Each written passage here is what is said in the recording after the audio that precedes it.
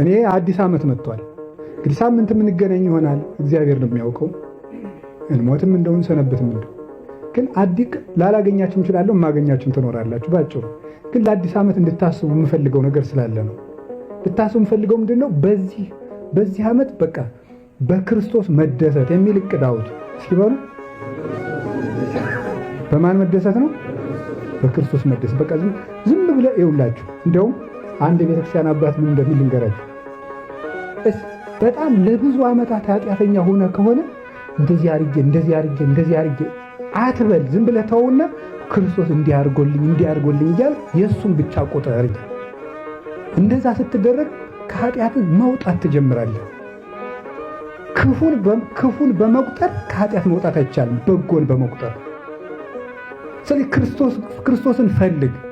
ይሄን ላሳካይ ክርስቶስን ስትፈልገው የሁሉንም ነገር ቁልፍ ታገኘዋለህ። እሱ ሁሉ ነገር በእኔ እጅ የመንግሥተ ሰማያት ቁልፍ አለ ይላል እኮ እሱ።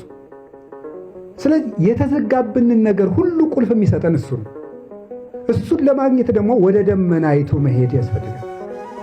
እና ውዳሴ ማርያምን በፍልሰታ ሳይሆን ሁልጊዜ እንድንጸልይ ነው ይሄን የምነግራችሁ።